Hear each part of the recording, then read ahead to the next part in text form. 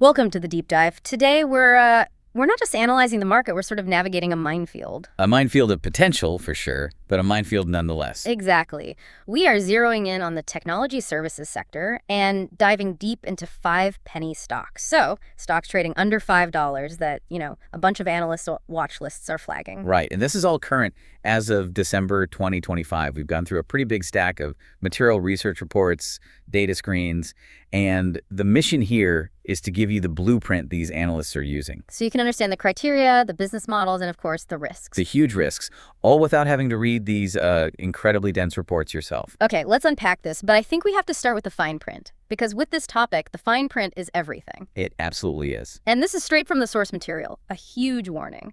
Penny stocks are, by their very nature, volatile. They carry significant risk.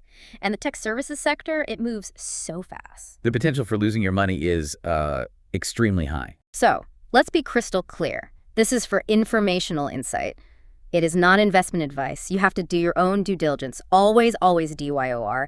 And please, never invest money in this space that you can't afford to lose completely. And that risk isn't just a boilerplate warning, we have to say. It's actually a core part of how the analysts even made this list. They applied some really rigorous filters because of that volatility. Okay, that's a key distinction right there. Most people just hear penny stock and think cheap price and a lot of hope. Right, a lottery ticket. Exactly. But you're saying the sources used a deliberate framework to find quality, even in this super cheap segment. What were those filters? There were 3 main tests, basically, designed to filter out the thousands of, idea-only shells and illiquid stocks out there. So what was the first one? Sector fit? I imagine that cuts out a lot of noise right from the get-go. Immediately. They excluded any company primarily selling, consumer hardware. So no gadgets. No gadgets. They were laser-focused on service revenue. To even get on the list, a company had to be making its money from things like software as a service IT consulting or cloud platforms. Things with recurring revenue potential. Exactly. Lower capital needs than a company that has to, build a factory. Makes sense.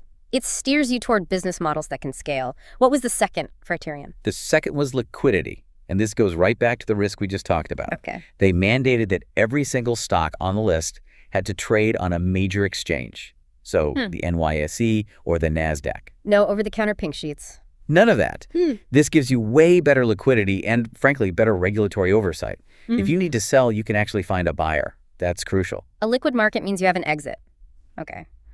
And the third filter must be the exciting one, the one that pulls you in. Precisely. The third was what they call the growth narrative. These stocks couldn't just be cheap. They had to be plugged into the huge trends driving the market right now. You mean things like AI, IoT? Exactly. Artificial intelligence, the Internet of Things, enterprise digital transformation. That's the story that provides the potential for those huge returns that would justify taking on this kind of risk. Okay, the framework is clear. Let's get into the companies. The first 2 feel like the relative anchors of the list, if you can even use that word here. I think you can, comparatively. We'll start with CINT Inc., ticker CINT. It's trading just under that $5 mark, around $4.50, $4.60. So CINT is all about that digital transformation theme we just mentioned. They're a software engineering firm. They help huge enterprises, modernize their whole tech stack, build new products, move to the cloud, the whole 9 yards. And the source material calls CINT a quality penny stock. I mean, that sounds like a total contradiction. What's the evidence for that? It's really 2 things, their scale and their location. Unlike so many of these tiny companies that are just an idea on a PowerPoint, CINT is an established global firm. They have real clients, major banks, retailers. So they're not pre-revenue? Not at all. And a big part of their operation is in Latin America, which gives them a bit of a geographic hedge and often a better cost structure than their U.S. or European competitors. Their potential is really tied to a global economic recovery. When corporate IT budgets start to unfreeze, that's the trigger. The risk isn't that their tech will fail.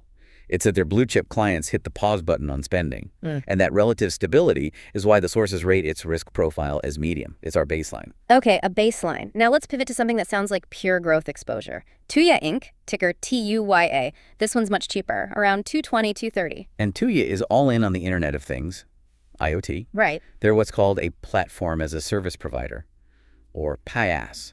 Think of it like this. They provide all the tools so other companies can build their own apps or services on top of it. So you don't have to build the foundational cloud stuff yourself? No, don't.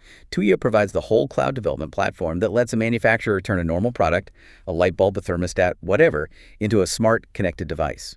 So they're not making the smart kettle, they're just selling the brain and the connectivity for the smart kettle. The brain and the connectivity from millions of them. They've built this massive ecosystem of hundreds of millions of devices. It's a high-volume, high-leverage play on the growth of IoT and AI, because AI is what makes sense of all that data. That scale explains why it's a growth favorite, so what makes it so volatile? Well, they're completely dependent on market growth and global manufacturing. Any little hiccup in the supply chain or a slowdown in consumer demand for smart gadgets, it hits them hard. So that macro dependency pushes its risk up a bit. Correct. That's why the sources peg it at medium-high risk. Okay, we've covered the anchors. Now let's jump into the deep end of the risk pool.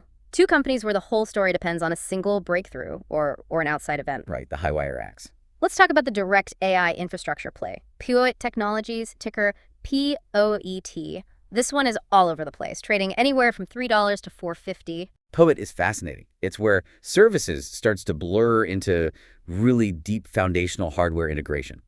They're in semiconductors and optoelectronics. So what's their service exactly? Their service is providing the essential integration technology for the most demanding places in tech specifically.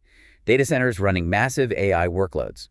This is the pure AI play on the list, and the source is really focused on their proprietary tech, something called the optical interposer. Why is that so important? It solves a huge bottleneck. Think about the most advanced AI chips that create this tidal waves of data that needs to move instantly between chips and servers. The old way, using copper wires and electricity, is hitting a wall. It's a data traffic jam. A traffic jam that creates too much heat and uses too much power. POET's technology basically uses light photonics to move the data instead of electricity. So it's like fiber optics, but on the chip itself. That's a great way to think of it. It's much faster, uses less power, and creates less heat. For the next generation of AI hardware, like what NVIDIA and Google are building, this kind of tech is non-negotiable. So if their tech becomes the standard, the potential is just enormous. Sky's the limit. But that's the risk. It's an all-or-nothing bet. They rely on widespread adoption of a pretty new solution, and the semiconductor space is, well, it's brutal. If a competitor finds a cheaper way to do it, Their whole story collapses. That's why it's squarely in the high-risk category. okay, from light-speed data, we're pivoting to a completely different, highly regulated niche, WM technology, ticker MAPS. This one is way down there, trading around 80 or 90 cents. MAPS is the perfect example of a regulatory bet that's disguised as a tech company. Right, everyone knows them as weed maps. Exactly. They provide the core tech infrastructure, a specialized SaaS platform for the cannabis industry. A tech company with high margins trading under $1. That suggests the market is pretty pessimistic about the regulatory side of things. Why did the analysts even include it? They included it because of the sheer magnitude of the potential change. The sources noted that even with all the federal hurdles that restrict banking and commerce, MAPS has kept these incredibly high gross margins. Because it's a software platform. It's a software platform. They own the brand and the tech in a huge fragmented market. So their entire valuation is basically tied to one thing. The potential for U.S. federal regulations to change. Absolutely. The second those federal barriers fall, they are positioned to just explode into a national market. It's a high-volume stock that lets you bet on a policy shift. But until then, It's stuck. So it's a pure regulatory bet. High risk. purely. It's a great contrast. The deep tech risk of POAS versus the pure policy risk of MAPS. Okay, let's hit our final company. This one is a derivative play on the whole sector. Staffing 360 Solutions, ticker STAF, trading around $1.80 to $2.10. Right, so Stav's an international staffing company. Their business isn't writing code or building chips. It's providing the people, the IT and engineering talent to the companies that do. So they're a direct thermometer for tech sector confidence. That's the perfect analogy. When big tech and other enterprises feel good and decide to hire aggressively, firms like Staff benefit almost instantly. The demand for specialized talent just skyrockets. It does. And because Staff has such a tiny market cap, any positive news about the labor market or IT hiring can make this stock move violently. But the flip side must be brutal. If the labor market turns, or companies just decide to use contractors instead of full-time staff. It could be fatal. Its success is completely tied to external labor market news. That tiny market cap that creates the huge upside also creates catastrophic downside, which is why Sabbath sits right at the top of our risk scale. Very high risk. Very high. Okay, let's put it all together. The contrast is really stark when you see it laid out. You have CI&T, our anchor at medium risk, banking on stable enterprise spending. Then Tuya at medium high, which is riding the massive wave of the IoT ecosystem. And then you get to the specialized bets. POET with its AI technology risk and MAPS with its regulatory risk are both high. And it all culminates with Staff. With its pure labor market dependency risk sitting at very high. The comparison really pulls the analysts' logic together. They weren't just picking cheap stocks, they were picking cheap stocks that represent these huge growth narratives. And each one has a different flavor of risk. You have digital transformation with CINT, AI infrastructure with POET, and IoT platform growth with Tuya.